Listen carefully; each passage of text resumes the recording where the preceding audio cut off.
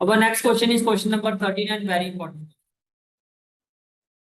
ठीक है, round table cover है 6 इक्वल डिजाइन। कितने डिजाइन है? 6। आप देख सकते हो 1 2 3 4 5 और 6। यहाँ तक कोई डाउट है तो बताओ। क्लियर है यहाँ पे सारी चीजें? ठीक है,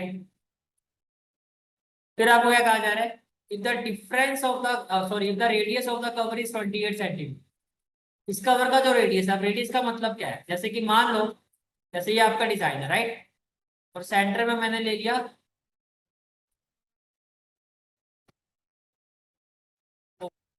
ये हमारा सेंटर हो गया। ठीक है, अब यहां से मान लो मैंने लाइन ड्रॉ की इस तरह से, तो basically can I say that ये रेडियस बन गया। ये रेडियस भी हुआ ना, सर्कल को टच कर रहा है। तो ये हो गया आपका पॉइंट ओ। इसको मैं ले लेता हूँ ए, इसको ले लेता हूँ। ऐसे कितने डिजाइन बने, ऐसे कितने ट्राइंगल बने भैया आप खुद ही देख लो।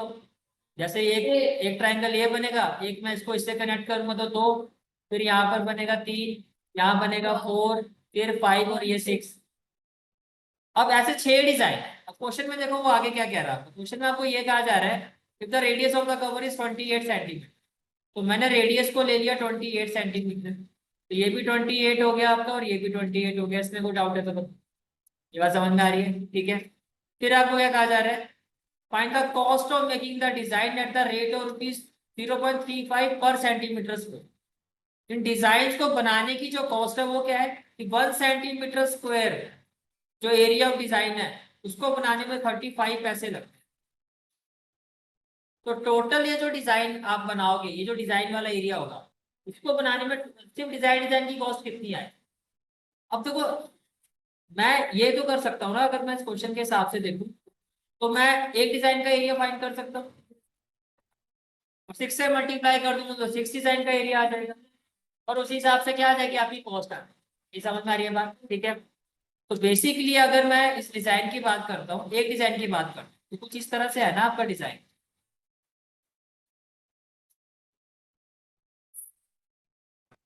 ये आपका हो गया ट्राइंगल राइट, और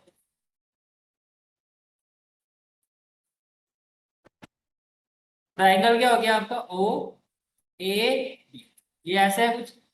बेसिकली ये सेक्टर बन रहा है ना आपका, देखो अभी पूरा सेक्टर हो गया, और सेक्टर के जो बीच वाला पार्ट है ये वाला, ये आपका डिजाइन है। सीमा समझ में आ रही है आप? ठीक है, तो अगर मुझे area of one design find करना हो, area of one design, area of one design, तो क्या होगा?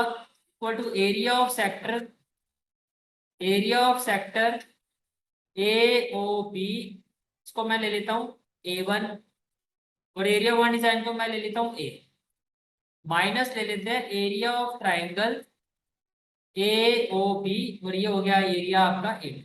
इसमें कोई डाउट है तो बताओ, जितनी बात समझ में आ रही है? ठीक है, अब ये वाला पोर्शन कितना आपका 28 सेंटीमीटर, और ये वाला पोर्शन भी कितना 28। सबसे पहले काम क्या करता है? सेक्टर का एरिया फाइंड कर। आपने कहा कि पूरे सर्कल में, पूरा सर्कल जो होता है आपका, अगर मैं देखो ये जो कर रहा हूँ, ये पूरा सर्कल 360 डिग्री का होता है ना, ये कितने पार्ट्स में डिवाइड होता है? 6 पार्ट। तो कहने से दैट एक सिंगल पार्ट जो है आपका वो कितना होगा? 360/6, तो कितना हो जाएगा? 60 डिग्री। तो ये वाला एंगल 60 डिग्री हो गया। यहाँ समझ में आ रही है? ये एंगल कितना होगा? 60 डिग्री। तो अगर मैं आपको A1 की वैल्यू पूछूं, A1 जो एरिया ऑफ सेक्टर है एरिया ऑफ सेक्टर, फॉर्मूला क्या होता है? θ/360πr², यही होता है। क्वेश्चन में क्या कुछ कहा है कि पाई की वैल्यू क्या लेनी है? कुछ भी नहीं कहा, तो 22/7 हम ले सकते हैं राइट। तो A1 इक्वल टू क्या हो जाएगा? 60/360, 22/7, रेडियस कितना है? 28 × 28। ये क्लियर हो गया? ठीक है,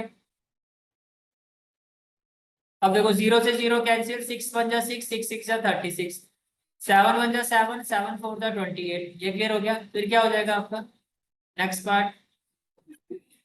2 3 जा 6, 2 1 जा 2, 2 1 जा 2। काफी है, इससे आगे तो नहीं जाएगा। अब देखो क्या होगा? 11 4 जा क्या हो गया? 44।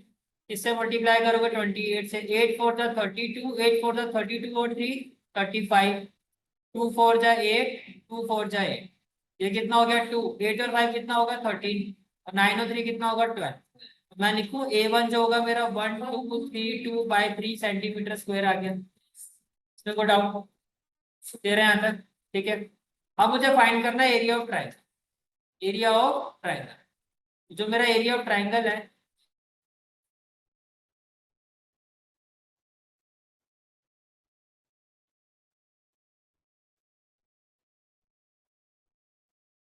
That is be the triangle, right. ये हो गया AOP। ये साइड आपकी 28 सेंटीमीटर है, ये साइड आपकी 28 सेंटीमीटर है, और ये एंगल आपका 60 degree. Can I say that ये दोनों एंगल एक्स होंगे? क्यों होंगे? फर्स्ट ऑफ ऑल आप क्या कहोगे? हाँ जी, angle opposite to equal sides are equal. आपने कहा in triangle AOP angle A equal to angle B equal to x degree. ठीक है, x डिग्री। इसको हमने पहले तो मैं लिख देता हूँ कि एंगल A जो होगा एंगल B के इक्वल होगा। पहले तो इस रीजन को स्पेसिफाई कर देते हैं। क्यों होगा? Angles opposite to equal sides are equal. इसमें कोई दिक्कत तो नहीं है? ठीक है। अब let angle A equal to angle B equal to क्या होगा x। ये क्लियर हो गया? ठीक है। अब आपने कहा इन ट्राइंगल AOB क्या होगा? Angle A plus angle O plus angle B equal to क्या होगा 180 डिग्री। तो रीजन क्या होगा? Angle sum property. इसमें कोई डाउट है तो बताओ। एंगल A को भी आपने x लिया है, O 60 डिग्री था, B को आपने x ले लिया, और ये कितना हो गया 180। x प्लस x कितना हो गया 2x, 2x प्लस 60 कितना हो गया 180। तो 2x इक्वल टू क्या हो गया 120, हो गया 120। तो x की वैल्यू क्या 60 डिग्री। इसमें कोई डाउट है तो बताओ। x की वैल्यू क्या 60 डिग्री। ये क्लियर हो गया? ठीक है। इसका मतलब ये हो गया, इसका मतलब ये हो गया that is angle A, angle O, angle B 60 degree each. Therefore triangle AOB is an isosceles triangle, sorry, equilateral triangle, equilateral triangle. ठीक है, चलो जी। तो area of an equilateral triangle, तो एरिया ऑफ ट्राइंगल AOB जो होगा आपका, इसको हमने A2 लिया था, कहने से इधर √3/4 इंटू साइड स्क्वायर होगा। होगा। अब क्वेश्चन में आई थिंक √3 की वैल्यू गिवन है 1.7। क्वेश्चन में √3 की वैल्यू क्या गिवन है 1.7। तो आपने ले लिया इसको 1.7/4, और ये हो गया 28 का स्क्वायर। तो 1.7/4 28 का स्क्वायर, 28 28 8 8 द 64। ठीक है, 8 2 द 16 और 6 22, 2 8 द 16, 2 2 द 4 और 1 5 4 8 7 784 होगा। डेसिमल रिमूव कर दो तो यहाँ क्या आ जाएगा 10, राइट। अब आप ये देखो 84, लास्ट की 2 डिजिट 4 से डिवाइड हो रही है तो पूरा ही हो जाएगा। 4 1 जा क्या हो जाएगा 4, 38, 4 9 जा 36, 4 6 जा 24। ये क्लियर है? आइडियली इसको मल्टीप्लाई कर दो, कैंसिल, डेसिमल सीधा ही हो जाएगा। तो 7 6 जा 42, 9 7 जा 63 और 4 67, 7 1 जा 7 और 6 30, 1 6 जा 6, 1 9 जा 9, 1 1 जा 1, क्या होगा 2 7 और 6 13, 10 और 3 13। ये तो ये हो गया 3332/10। इसको मैं लिखूं 3332 सेंटीमीटर स्क्वायर। ये किसकी वैल्यू आ गई A2 की। अब आपने क्या कहा था area of one design, area of one design. तो हमने पहले इक्वेशन बना दी थी A which is equal to A1 minus A2। अब जो A1 था आपका 1232/3, आइडियली काम करो इसको भी डिवाइड कर ही लेते हैं तभी वो सॉल्व हो पाएगा। ठीक है, अब 1232 को 3 से डिवाइड करो, 3 4 जा 12, 3 3 1 जा 3, 2 से जाएगा नहीं, जीरो लोगे तो पहले जीरो आएगा, 0.36 या 18 2, फिर क्या हो जाएगा 0.36 या 18, तो मैं लिखूं 410.66। हाँ जी भाई, टू आपने टू को लिया, कैरी किया, टू से नहीं हुआ, साथ में जीरो भी लेना पड़ा। जब दो दो डिजिट एक साथ कैरी लेते हो तो पहले जीरो तो लगाओगे। जब दो डिजिट एक साथ कैरी करते हो तो पहले क्या आता है, जीरो आता है, फिर डेसिमल आता है। समझ आ गया?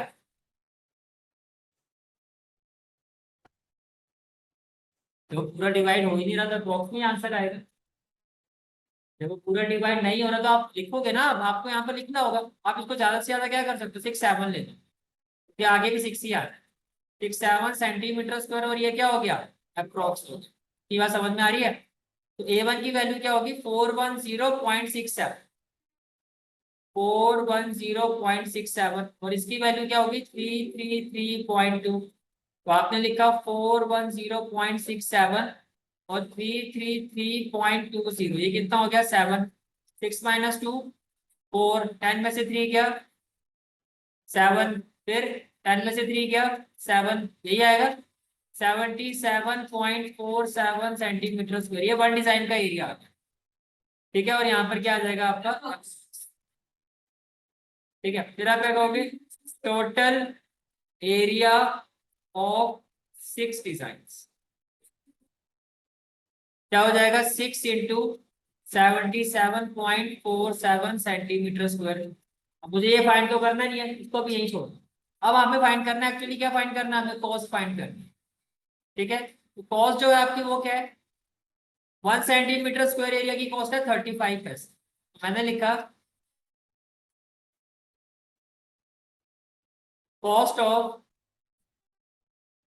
1 centimetre square area of design, area of design ये कितनी है, 0.35 है।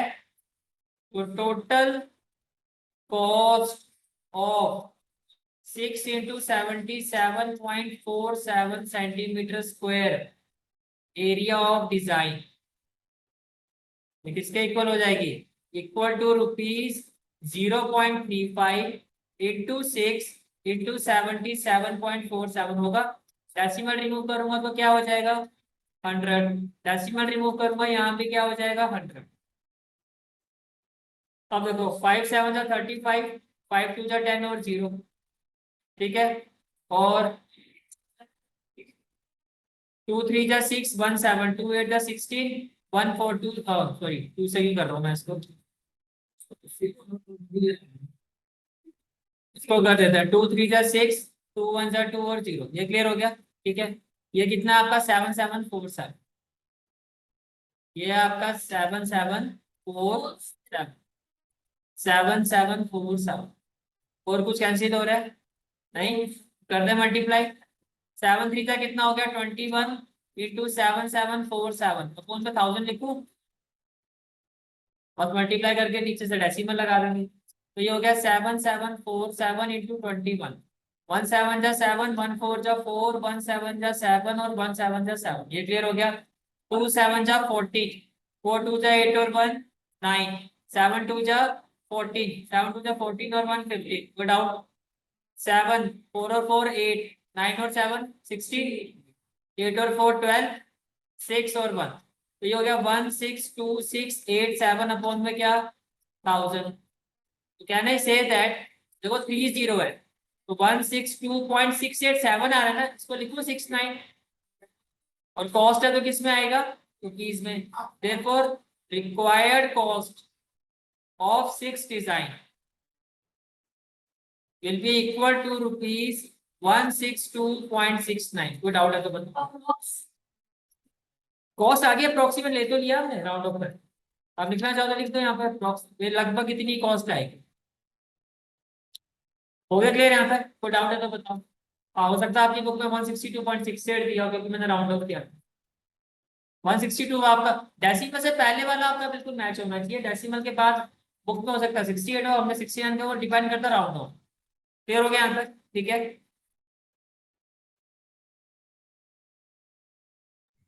Next question is question number 14, कैसे पढ़ोगे आगे। ऑब्जेक्टिव टाइप क्वेश्चन है, एरिया ऑफ सेक्टर, ये एंगल है आपका। एरिया ऑफ सेक्टर वैसे क्या होता है, theta by 360 pi r square, ये होता है। अब थीटा जो है आपका वो यहाँ पर क्या है, पी। तो मैं लिखूं जो एरिया ऑफ सेक्टर होगा आपका, थीटा की जगह हो जाएगा पी, अपॉन में क्या हो जाएगा 360। फिर आपने लिखा पाई, जो रेडियस आपका फॉर्मूले में आ रहा है वो यहाँ पर किससे रिप्लेस होगा, आर स्क्वायर से। अब हैरानी की बात है किसी से भी मैच नहीं हो रहा। अब आप ये देखो यहाँ पर, ये भी पाई आर स्क्वायर है, ये यहाँ पर भी दिखाई दे रहा है, पी भी आपको मिल गया। एक्स्ट्रा यहाँ पर क्या है, 2। तो अगर मैं इसको 2 से मल्टीप्लाई कर दूं और 2 से डिवाइड कर दूं, अब बताना क्या हो जाएगा, ये हो जाएगा P into 2 pi r square होगा, और 360 इंटू 2 क्या हो जाएगा, 720। ये आपका ऑप्शन होगा डी। तो समटाइम्स एग्जामिनर ऐसे मिलता है बच्चों को। हाँ जी,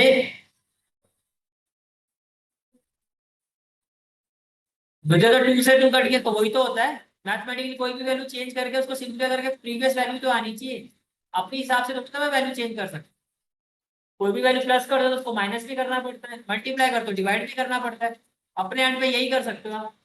मतलब आप ये कहते हो कि मैथमेटिकली वो वैल्यू जो है वो आपकी अभी भी वही है जो पहले थी। अब ऐसे नहीं, मैं इसको 2, जैसे 4 है, मैंने क्या किया, इसको 2 से मल्टीप्लाई कर दिया। अब इसमें इश्यू आ जाएगा, भाई आपने 2 से कैसे मल्टीप्लाई कर दिया, वैल्यू 4 तो रह नहीं गई। लेकिन अगर मैं 2 से मल्टीप्लाई करके 2 से डिवाइड करता हूँ तो वैल्यू अभी भी सेम है। अब कोई दिक्कत नहीं है। समझ में आ गया, ठीक है। तो यहाँ क्या आपकी एक्सरसाइज 12.2 होती है कंप्लीट।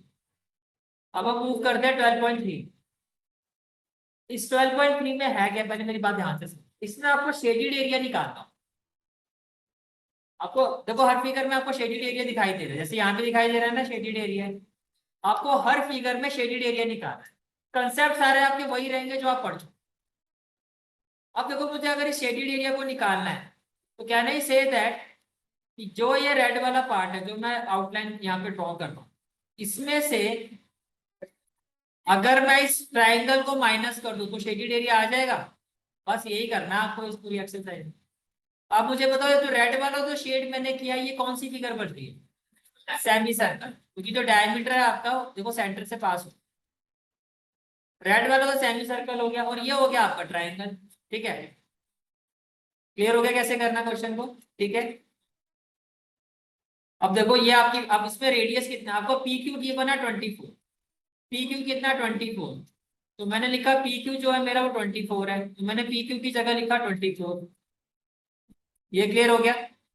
फिर आपको क्या कहा जा रहा है, पी आर कितना आपका 7, तो पी आर की जगह आपने क्या लिखा 7 सेंटीमीटर। ये समझ में आ गया, ठीक है। अब इसका एरिया मैं तभी निकाल सकता हूँ जब मेरे पास इस डायमीटर की वैल्यू। लेकिन फर्स्ट ऑफ ऑल आप देखो क्या इस एंगल को मैं बता सकता हूँ, angle in a semi circle, ठीक है। Can I say that here angle R P Q will be equal to 90 degree. Reason, angle in a semi circle, semi circle में जो एंगल होता है वो कितना होता है 90 डिग्री होता है। अब आपने क्या कहा, इन राइट ट्रायंगल बन गया ना, right triangle R P Q, can I say that are Q square जो होगा आपका वो किसके इक्वल होगा, R P square plus P Q square. होगा या नहीं होगा, ठीक है। R Q square, R P कितना है हमारा 7, और आर क्यू कितना है आपका 24। तो आर क्यू स्क्वायर 7 का स्क्वायर क्या 49, 24 का स्क्वायर 576। तो आर क्यू स्क्वायर क्या हो जाएगा 9 और 6 कितना होगा 15। तो ये कितना हो गया 625 हो गया। 625 किसका स्क्वायर 25 का स्क्वायर। तो बेसिकली आर क्यू कितना हो गया 25। इसमें कोई डाउट है तो बताओ। तो जो आपका आर क्यू है आपका, ये हो गया आपका 25 सेंटीमीटर। जो आर क्यू आपका ये कितना हो गया 25 सेंटीमीटर। यहाँ तक क्लियर है सारी चीजें, ठीक है। मैं फिगर को कॉपी पेस्ट कर कॉपी कर लेता हूँ पहले। चलो जब आगे, अब आपको फाइंड करना है शेडेड रीजन।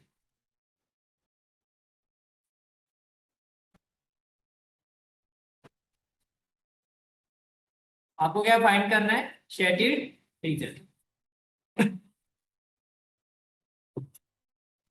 तो रिक्वायर्ड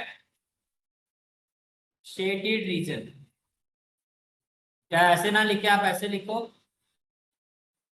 रिक्वायर्ड एरिया, इसको मैंने ले लिया A, of shaded region, shaded region is equal to area of semi circle,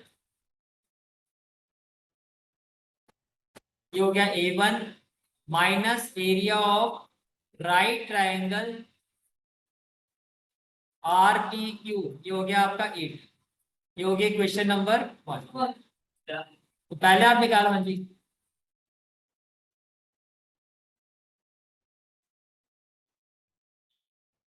लिखने को लिख सकते हो, पर मैं आपको पहले क्या दूंगा, एग्जामिनर को मौका क्यों देना किसी चीज को कि उसको एक रेड पेन चलाना पड़ जाए। ट्रायंगल लिखा हुआ है आपने, तो अगर राइट ट्रायंगल में लिख दो, जैसे भी इक्विलेटर है तो इक्विलेटर लिखो अपनी तरफ से। कोई भाई आपकी प्रेजेंटेशन जो होती है वो टॉप लेवल पर हो, आप कुछ मत छोड़ो, तो सामने वालों को ये मौका मत दो कि वो कोई ना कोई कहो ये क्यों नहीं लिखा है, ये क्यों नहीं लिखना चाहिए। समझ में आ रहा है? ठीक है। A1 क्या है आपका, एरिया ऑफ सेमी सर्कल, क्या होता है half into pi r square, बिल्कुल। तो हाफ पाई क्या होगा 22/7। अब आपका डायमीटर है 25, तो रेडियस क्या लूंगा 25/2, 25/2, इसमें कोई डाउट है तो बताओ। कुछ कैंसिल हो रहा है, ये ही हो रहा है बस। 11 इंटू क्या हो जाएगा 625, टू टू जा क्या हो जाएगा 4, इसमें कोई डाउट। 6 हाँ जी, 7 टू जा 14, टू जा 28, ये हो गया आपका 28। क्लियर हो गया। इसको करो 11 से, 11 5 जा 55, 11 टू जा 22 और 5 27, 11 6 जा 66 और 2 68, लिखूं 6875, 6875/28। अब इसको यही छोड़ो, A1 आ गया। ठीक है, फ्रैक्शन में आपने देखा आंसर आया हमारे। उसके बाद आपका एरिया ऑफ राइट ट्रायंगल, तो आपने कहा था A2, डायरेक्टली आप A2 फाइंड करो, क्या होगा half into base into height. तो हाफ इंटू बेस, बेस हमारा क्या है 7, बेस 7 ही था ना हमारा 7, और हाइट क्या है 24, 12 7 था क्या 84 सेंटीमीटर स्क्वायर। ये क्लियर हो गया। ठीक है, तो रिक्वायर्ड एरिया, रिक्वायर्ड एरिया, इसको हमने क्या कहा था ए, तो क्या है आपका A1 माइनस A2।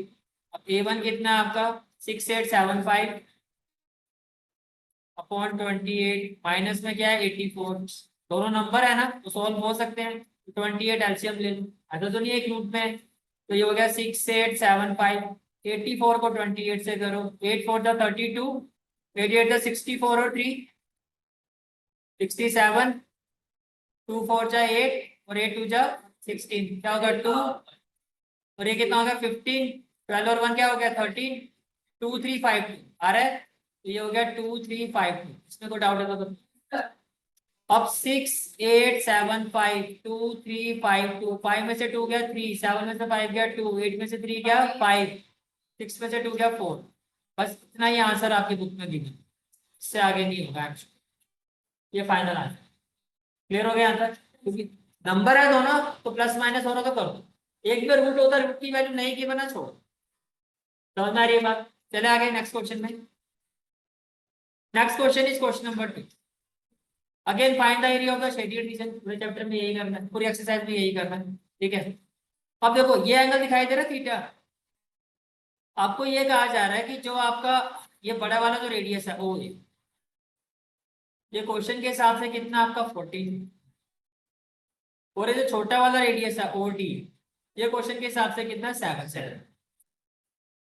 अब मेरे को एक बात बताओ, क्या मैं ये कह सकता हूँ कि ये एक सेक्टर है, ये भी एक सेक्टर है? ठीक है, रेड वाला एक सेक्टर है आपका, और ये जो आपका ओडी वाला पार्ट है ये भी तो एक सेक्टर है आपका। तो अगर बड़े वाले सेक्टर से मैं छोटे वाले सेक्टर का एरिया माइनस कर दूं तो ये शेडेड रीजन आ जाएगा। क्वेश्चन तो यही बन रहा है आपका। ठीक है, तो इसका मतलब ये हुआ, आपने क्या कहा कि फर्स्ट ऑफ ऑल हेयर ओ ए, ठीक है, तो ओ ए कितना है आपका 14 है, 14 सेंटीमीटर। ओ ए को मैंने ले लिया 14 centimetre, that is capital R is equal to 14 centimetre, इसको मैंने कैपिटल R ले लिया, ठीक है।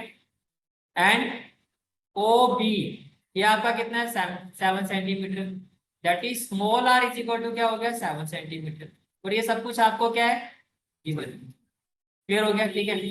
Can I say that required area, required area that is A of shaded region, required area A of shaded region equal to क्या होगा area of sector of radius capital R, और ये area क्या हो गया A1 minus area of sector of radius small r, और ये area क्या हो गया A2, इसमें कोई डाउट है तो बताओ, ठीक है। तो A इक्वल टू मैं बोल सकता हूँ एरिया ऑफ सेक्टर क्या होता है थीटा, तो ये हो गया थीटा बाय 360 जो A1 वाला पार्ट है, पाई कैपिटल R स्क्वायर कर दूं minus theta by 360 pi small r square कर दूं, कॉमन पार्ट क्या दिखाई दे रहा है theta by 360 into pi, bracket में क्या हो जाएगा capital R square minus small r square, कोई दिक्कत। थीटा की वैल्यू क्या है आपकी 40 डिग्री अपॉन में क्या 360, पाई की वैल्यू क्या होगी आपकी 22/7, ये हो गया 14 स्क्वायर माइनस में क्या हो गया 7 स्क्वायर, इसमें कोई दिक्कत है तो बताओ कोई, 13 यहाँ तक ठीक है। अब देखो 0 से 0 कैंसिल, 4 1 जा 4, 4 9 जा 36 हो गया, तो a इज इक्वल टू क्या हो जाएगा 1/9 इंटू 22/7, 14 स्क्वायर क्या होगा 196, 7 स्क्वायर क्या होगा 49, 196 से 49 माइनस करो, 16 में से 9 गया 7, 8 में से 4 गया 4, आएगा 147, तो a इज इक्वल टू क्या हो गया 1/9 इंटू 22/7 इंटू 147, ये कैंसिल हो जाएगा भाई, 7 2 जा 14, 7 1 जा 7, 22 21 1 2 जा 2, हाँ जी चलो मैंने कर दिया, चलो यार 3 3 जा 9, 3 7 जा 20, 22 इंटू 7 154 अपॉन में 3, चलो जी खुश रहो, ये आपका आंसर हो, करते रहना जो मर्जी करो, हाँ आंसर आप डिवाइड करो जो मर्जी करो, मैं पेपर आपका पूरा कंप्लीट कर लेना पहले, फिर करते रहना डिवाइड, आपके एनसीईआरटी में आंसर यहाँ तक दिया हुआ है ना, पेपर आपका ये आप ही सीबीएसई की बुक से प्रिस्क्राइब बुक है, सीबीएसई ने किया हुआ है इस बुक को प्रिस्क्राइब, फिर क्या दिक्कत होगी। देखो मना थोड़ी ना कर रहा हूँ, वहां पे तुम्हें रट के थोड़ा जाना कि वो क्या करना है, मैंने आपको पहले बताया हुआ है, आप एक एक पूरा आंसर अपने एंड पे कंप्लीट करके पूरा पेपर कंप्लीट कर लो, बाद में डिवाइड भी कर लो, तो मैथ्स का पेपर जितना करना है मैथ्स कर लेना, स्पेशली वो वजह जिन्होंने ये सोचा होगा अगले साल मैथ्स लेना ही नहीं है वो तो ज्यादा करके आना है, भाई जिन्होंने मत ठीक है, कुछ बच्चे ऐसे होते हैं ना 11th में सोच रहे थे हम तो विदाउट मैथ्स आएंगे या फिर कुछ ये करेंगे, वो लोग 3 4 बार डिवाइड कर रहे हैं, भाई जाते जाते होता है ना मत्था टेक के जाना होता है, भाई जा रहे हैं तो पूरा पूरा मिल के जाओ मैथ्स, पर एक बात याद रखना तुम जितना मर्जी वो कर लो मैं तुम्हारा पीछे नहीं छोड़ेगा, ये मैं आज बोल रहा हूँ, ये बात ये रिकॉर्डिंग में भी है, और ये हमेशा है, कभी भी ये बात याद है तो इसको दोबारा प्ले करके देखना, सर ने बात को तुम जो मर्जी ले लो स्ट्रीम, चाहे तुम आर्ट्स पढ़ लो चाहे कॉमर्स विदाउट मैथ्स ले लो चाहे मैथ में चले, मैथ्स तुम्हारा पीछा नहीं छोड़े, मैथ्स तुम्हारा पीछा नहीं छोड़े, अब जब पीछा छोड़ना नहीं है उसने उसके साथ ही चल लो फिर, जैसे होता है ना कि आप एक जगह पे रह रहे होते हो किसी से आप आपको आपका रूममेट हो गया मान लो हॉस्टल में रह रहे हो, अब वो आ गया वो आप आपकी भी ईगो है उसकी भी ईगो है, दोनों आपस में बात ही नहीं कर रहे, अच्छा एंड ऑफ द डे आप क्या रियलाइज करते हो यार ऐसे कब तक काम चलेगा, अब आगे का पूरा 3 4 साल का जो हमारा कोर्स है हमें साथ में रहना है तो भाई ऐसे तो बात बनेगी नहीं, बेटर क्या है कि बात ही कर लेते हैं, बस वही समझता हूँ कि जब उसके बिना गुजारा नहीं है तो भैया उसको पटा के रख करना चाहिए। अच्छा यहाँ तक हो गया भाई, ठीक है चलो question number 3, wave your hand, कौन बताएगा, अब मैं आप लोगों से पूछ रहा हूँ थोड़ा फैमिलियर हो गए हो, question number 3, find the area of the shaded region है, हाँ जी दीदी आप बताओ, वेरी भाई एरिया ऑफ स्क्वायर हो गया ये, और area of two semi circle हो गया। तो सीधा अगर मैं कहूँ, क्योंकि ये भी सेमी सर्कल है, बात तो एक है, लिखोगे तो ऐसे ही जो है, पहले तो उसी फिगर को प्रेजेंट करूँ ना, बाद में फॉर्मूले में आप करते रहना वो। अब सेमी सर्कल को मैं सर्कल क्यों लिखूं? पहले जो दिखाया, घोड़े को घोड़ा ही बोलूंगा ना, गधा तो बोलूंगा नहीं। आपको मतलब गधे की तरह दिखाई दे रहा है, कमजोर घोड़ा है, ये घोड़ा तो घोड़ा ही बोलोगे उसको, यही होगा। जैसे माता वैष्णो देवी जाते हैं तो वहाँ खच्चर भी होते हैं, कई बार कंफ्यूजन होते हैं, कोई कहता है कि देख मैं घोड़े में बैठा हूँ, आप कहते नहीं नहीं तू खच्चर में बैठा हो, मैं घोड़े में बैठा हूँ। होता है, ऐसा होता है। आपका घोड़ा तगड़ा सा होगा तो आपको पता होगा भैया भाई ये तो घोड़ा ही है, दूसरा था ना छोटा सा होता तो आप कहते नहीं नहीं ये घोड़ा नहीं है, उसको चढ़ाना शुरू कर देते। फिर जब उसी घोड़े से गिर जाते हो, अगर खुदा ना खासा कोई गिर जाए, फिर सामने वाला बोलता भाई खच्चर ही ठीक है। ठीक है, चलो आगे चलो। अब देखो, आपको निकालना है एरिया ऑफ शेडेड रीजन, आपको ये वाला एरिया निकालना है। ठीक है, तो मैंने क्या कहा, area of shaded region, area of shaded region, let it be equal to A, equal to क्या होगा, एरिया ऑफ स्क्वायर,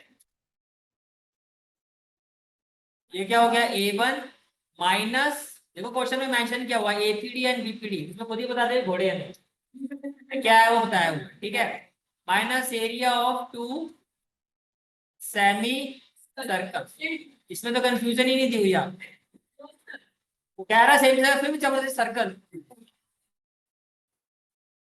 ठीक है, अब A1 क्या होगा आपका, A1, A1 हो गया area of square, area of square क्या होता है, साइड स्क्वायर होता है। Area of two semi circle है ना, तो टू से मल्टीप्लाई कर दिया। एक सेमी सर्कल का एरिया क्या होता है, हाफ पाई आर स्क्वायर, होता है नहीं होता है, यहाँ तक क्लियर है।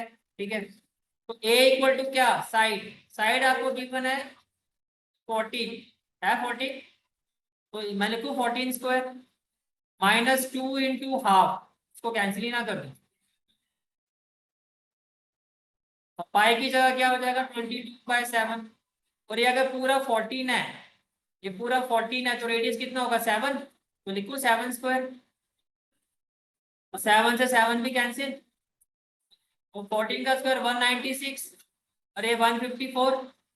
ठीक है, तो रिक्वायर्ड एरिया क्या हो जाएगा, 6 - 4 2 9 - 5 4 है 42 सेंटीमीटर स्क्वायर। ये अच्छा क्वेश्चन था तो इससे परेशान नहीं किया। क्वेश्चन नंबर 4, सारे कर रखा था भैया, होली का क्या होता है पूरे ऊपर से नीचे तक एक कलर के हो जाते हो, बालों में भी वो लगाते हैं सिल्वर वाला कलर लगाए थे, यहाँ भी पूरा चांदी का, यहाँ भी पूरा चांदी का, ये पूरा समझ लो वही है। अब शेड का है तो सारे निकालना है, याद है। बोलो, माइनस क्यों करना है भैया यहाँ पे, तो बोलते हैं, आपको याद है आपने 9th क्लास में इनर्शिया पढ़ा था, कि जो हमारी बॉडी होती है वो चेंज को रेजिस्ट नहीं करती है। अब आपका माइनस माइनस माइनस, तो यहाँ भी माइनस, ये पूरा तो ऊपर से नीचे रंगा हुआ है वो है। एक मिनट, ये कोई मैं पार्टिकल नेता थोड़ी ना खड़ा हुआ, फिर आपको हमसे पूछ रहे, हाँ जी आप ही बताओ क्या करें।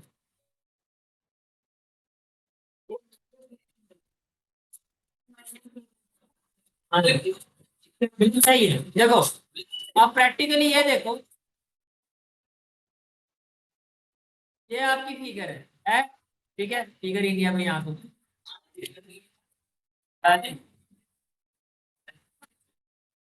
मैं फिगर ढूंढ रहा हूँ, फिगर ही आया। चलो जी, आपकी फिगर है, ठीक है।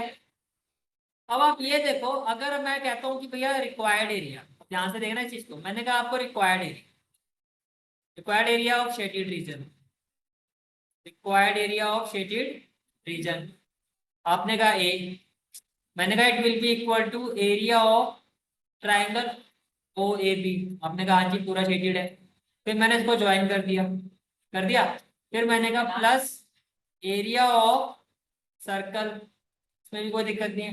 लेकिन आप ये देखो कि जब मैंने आपको कहा एरिया ऑफ ट्राइंगल तो ये पूरा है, फिर मैंने आपको कहा कि एरिया ऑफ सर्कल तो इसमें ये पूरा आ गया। प्रॉब्लम क्या हो गई कि ये वाला जो पोर्शन है, ये वाला ये तो दो बार ऐड हो गया, में ऑरेंज शेड भी आ रहा है और रेड शेड भी आ रहा है, तो इसका मतलब इसको क्या करना होगा माइनस। और ये आपका क्या, ये सेक्टर है भाई। सर्कल आपका ऐसे कर्व बनेगा ना, ऐसे सर्कल यहाँ पर आ रहा है, सर्कल ऐसा कर्व बनेगा। वो कर्व और ये उसके रेडियस है। सेक्टर में क्या होता है, यहाँ रेडियस होता है आपका और ये एंगल हो गया। हाँ जी बोलो। नहीं नहीं भैया, नहीं नहीं। और कोई फरमाइश नहीं है बॉस। वो तो तुम्हारा हाई लेवल का है ना, मेरा उतना काम नहीं करता। समटाइम मुझे लगता है कि बहुत हाई लेवल के बच्चे आके यहाँ बैठ गए हैं। सातवां अजूबा, आठवां अजूबा, पता नहीं कितने अजूबे बैठे हुए हैं। अब उन अजूबों को पढ़ाना ये बड़ी ऑनर वाली फीलिंग है। आई एम ऑनर्ड कि मैं आप लोगों को पढ़ाऊँ। जो नए नए कंसेप्ट बीच में डाल देते हैं ना, तो कहते हैं ना साइन थीटा कॉस थीटा नहीं बोला उसने। चलो मैं आ गई। ठीक है, चलो चलिए। नहीं नहीं अभी नहीं ले रहा हूँ, आगे देखो। माइनस क्या होगा, एरिया ऑफ सेक्टर। माइनस क्या होगा, एरिया ऑफ सेक्टर। ये क्लियर हो गया। ठीक है, अब इसको मैं ले लेता हूँ A1, इसको आप ले लो A2, और इसको ले लो A3, और इसको ले लो इक्वेशन नंबर 1। तो आपको ए फाइंड कर, A1 है का एरिया ऑफ ट्राइंगल ओ ए। ठीक है, अब आप इस क्वेश्चन में आओ, उसने कुछ इक्विलेटरल ट्राइंगल बोल दिया, और आपकी सांस में सांस आ जानी चाहिए। मतलब आपको प्रसाद भी चढ़ा देना उधर। इतनी बड़ी बात बता दी उसने, कुछ सोचना नहीं पड़ा। ये इक्विलेटरल ट्राइंगल। और दूसरी बात, आपको प्रसाद का थोड़ा और ज्यादा, 11 की जगह 21 रुपए का चढ़ाओ, क्योंकि आपको साइड भी दे दी। अमीर पार्टी की तो बात ही अलग है। ठीक है, चले आगे। उतने का चढ़ा है ना, नंबर भी आ रहे हैं। पता लगा प्रसाद 51 रुपए का चढ़ा है, नंबर तुम्हारे 33 ही आ रहे हैं। थोड़ा भगवान भी रहेंगे भाई। प्रसाद चढ़ा के अगर इतनी मेहनत भी कर लेता तो मैं उस हिसाब से तेरा साथ भी देता, है ना। God has the wealth. ठीक है, चलो इधर देखो। A1 क्या होगा, A1 है आपका area of an triangle. Triangle कौन सा, इक्विलेटर। तो A1 है आपका area of an equilateral triangle. क्या है, इक्विलेटरल ट्राइंगल। ये क्लियर हो गया भाई। ठीक है, तो A1 क्या होगा आपका, A1 is equal to √3/4 into side square. होगा या नहीं होगा। ठीक है, तो A1 इज इक्वल टू क्या हो जाएगा, √3/4। और दूर दूर तक मुझे यहाँ पे √3 की वैल्यू नहीं दिखाई दे रही, तो इसका मतलब क्लियर है, ये तो आंसर में आपका एज इट इज आने में। और 12 का स्क्वायर क्या होगा, तो ये हो गया 12 स्क्वायर। तो कैन आई से दैट ये हो गया √3/4 इंटू 12 इंटू 12।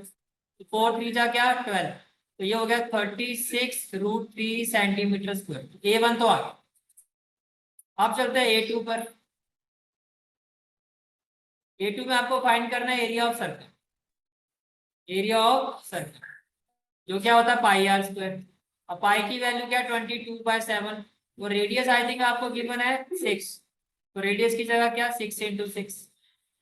इसमें कुछ नहीं होने वाला, तो 22 × 36। 22 क्या हो जाएगा 36 अपॉन में क्या हो जाएगा आपका 7। इसमें कोई डाउट है तो बताओ, तेरा आंसर। ठीक है, अब देखो 36 और 22, 2 6 12, 3 2 6 और 1 7, फिर 2 6 12, 3 2 6 और 1 7, 2 9 और 7, तो ये हो गया 792/7 सेंटीमीटर। कैंसिल तो होगा नहीं। अब क्या निकालना है, A3। A3 था आपका area of sector.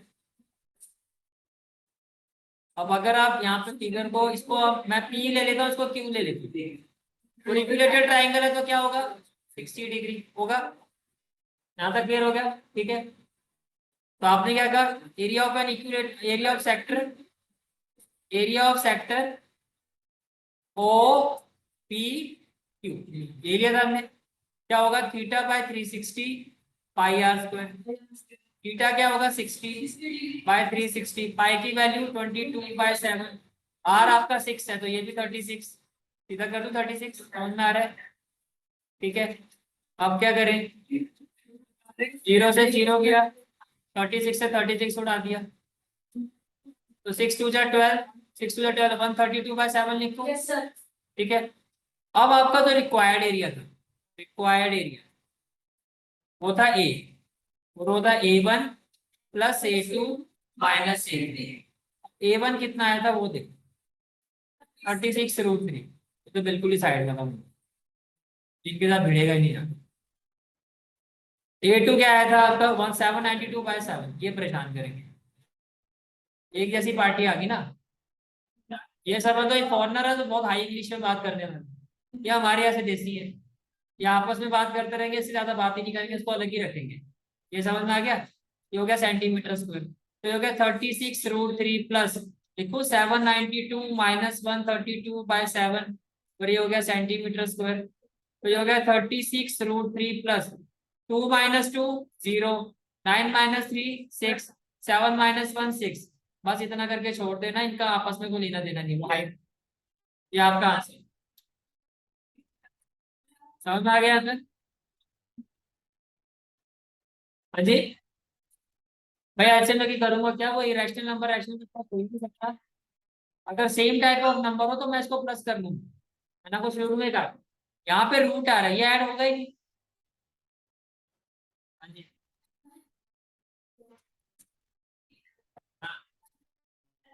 Value given हो तो आगे बढ़ोगे।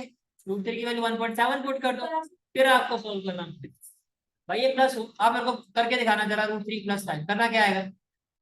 करना जरा अपना, वहां खावे प्लस करो करना ना प्लस। तो करते रहो, फिर नीचे आ जाएगा। हो गया क्लियर यहाँ तक, ठीक है।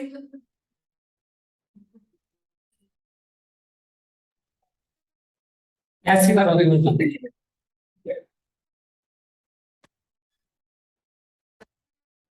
अपने अपने लॉजिक आपने बता दिया सर, ऐसे होगा। एक सर्कल, दो सर्कल, आप बताओ कैसे होगा। एक थिंग, हाँ। हाँ ये बात मेरी लॉजिक सही है। क्योंकि जो चार आपकी इसमें सेक्टर दिखाई दे रहे हैं, आपको स्क्रीन पे दिखाई दे रहे हैं, ये चार अब इसको सेक्टर क्या, ये चार आपकी क्वाड्रेंट है, सेक्टर नहीं कहूंगा क्वाड्रेंट है। क्वाड्रेंट कहो इसको। अब चार क्वाड्रेंट मिलके, एक सर्कल में चार क्वाड्रेंट होते हैं, चार क्वाड्रेंट को इकट्ठा कर दो, फिर सेम रेडियस एक ही सर्कल के हो गए ना, फिर वो एक सर्कल ही बन गया। तो ऐसे अगर आप उसको बोलो तो ज्यादा समझ में आए। अलग अलग लेके जाओगे तो क्वेश्चन में कुछ है नहीं, आप इसको और ज्यादा खींच रहे हो उसकी। समझ में आ रही है मेरी बात। तो जैसे कि क्या होगा आपका, देखो ये वाला जो सर्कल है आपका, इसका रेडियस, इसका डायमीटर कितना है 2। तो अगर इसका डायमीटर 2 है तो इसका रेडियस कितना 1 सेंटीमीटर। इसमें कोई दिक्कत है तो बताओ। फिर आपको क्या कहा जा रहा है, ये वाला जो सर्कल है इसका रेडियस कितना है 1 सेंटीमीटर। तो ये जो क्वाड्रेंट है इनका रेडियस कितना है 1 सेंटीमीटर। फिर आपको कहा जा रहा है ये जो आपका स्क्वायर है इसकी साइड कितनी है 4 सेंटीमीटर, तो इसकी साइड कितनी है आपकी 4 सेंटीमीटर। समझ में आ गया। सबने अपने अपने लॉजिक बता चुके हैं, अब शांति से सुन लो, ठीक है। मैं कह सकता हूँ रिक्वायर्ड एरिया, रिक्वायर्ड एरिया जिसको हम क्या कहते हैं, ए ऑफ शेडेड रीजन, ठीक है, इक्वल टू क्या हो जाएगा, एरिया ऑफ स्क्वायर, ठीक है, ऑफ साइड 4 सेंटीमीटर। मैं इसको ले लूं A1, ठीक है। ये तो हो गया area of square, minus with in bracket कर देते हैं area of circle of radius 1 centimetre. ये हो गया आपका, ठीक है।